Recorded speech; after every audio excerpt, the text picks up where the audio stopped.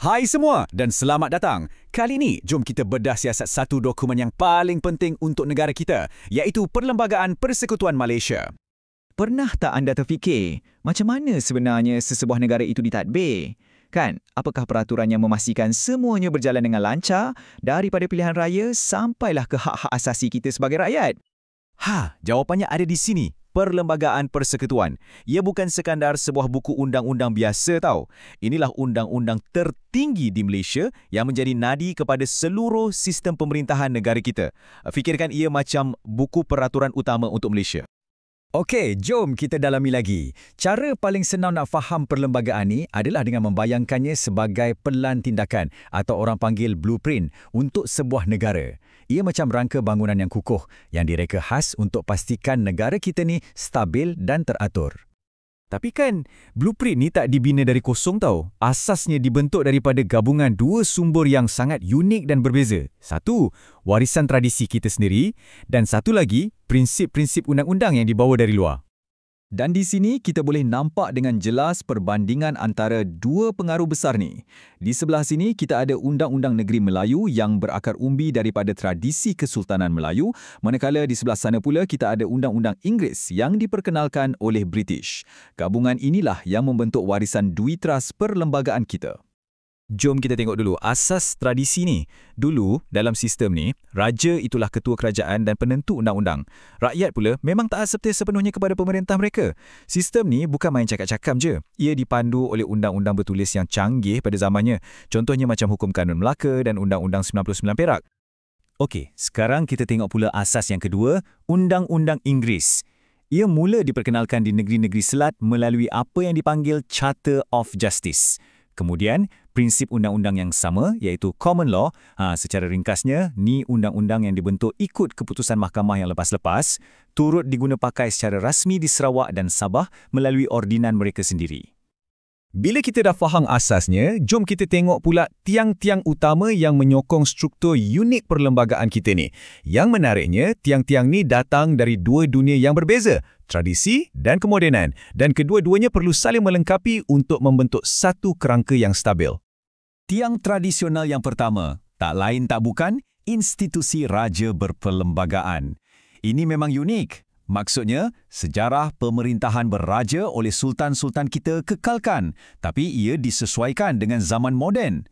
Raja masih menjadi ketua negara, tapi kuasa baginda tertakluk kepada perlembagaan. Dan ini pula pasangannya yang moden, demokrasi berparlimen. Walaupun kita ada raja, kuasa sebenarnya ada pada rakyat. Kitalah yang memilih wakil-wakil kita melalui pilihan raya. Ia satu sistem di mana suara rakyatlah yang membentuk kerajaan.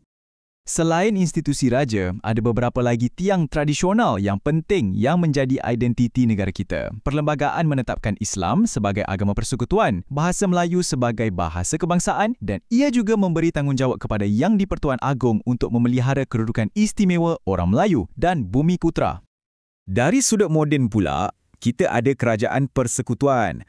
Ini bermakna kuasa pentadbiran tu dikongsi antara kerajaan pusat dengan kerajaan-kerajaan negeri. Jadi setiap peringkat ada peranan masing-masing. Dan satu lagi tiang moden yang sangat penting ialah konsep kewarganegaraan. Ia memberikan status yang sama kepada semua rakyat, menyatukan kita semua di bawah satu identiti kebangsaan. Macam mana-mana blueprint yang bagus kan, perlembagaan kita ni bukanlah sesuatu yang statik dan tak boleh diubah. Ia dah melalui beberapa renovasi atau pengubahsuaian besar untuk menyesuaikan diri dengan cabaran dan perubahan zaman. Perjalanan nak dapatkan perlembagaan asal tahun 1957 tu pun makan masa yang panjang tau. Ia bermula seawal tahun 1877 lagi dengan mesyuarat Majlis Negeri Perak, kemudian berkembang melalui pelbagai majlis di bawah British dan sampailah ke muncaknya bila Suruhanjaya Reid merangka draft akhir yang kita guna pakai pada hari kemerdekaan. Renovasi besar yang pertama berlaku pada tahun 1963 masa pembentukan Malaysia. Pindaan terpaksa dibuat untuk memasukkan Sarawak dan Sabah. Ini membawa beberapa perubahan penting. Struktur mahkamah baru diwujudkan, termasuklah Mahkamah Tinggi Borneo dan jawatan Yang di-Pertuan Negeri diperkenalkan khas untuk kedua-dua negeri tersebut. Dan kemudian, kita sampai ke tarikh ini, 7 Ogos 1965. Satu lagi momen bersejarah yang memerlukan blueprint negara kita diubah suai sekali lagi. Pada hari inilah, Parlimen kita meluluskan usul yang membenarkan Singapura keluar daripada Persekutuan Malaysia. Ini membawa kepada pindahan 1965 di mana semua perkara dalam perlembagaan yang ada kaitan dengan Singapura, contohnya macam imigrasi dan kewangan, semuanya dimansuhkan.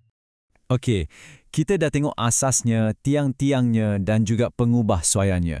Jadi persoalan besarnya sekarang, kenapa rangka kerja ini masih sangat-sangat penting untuk kita hari ini?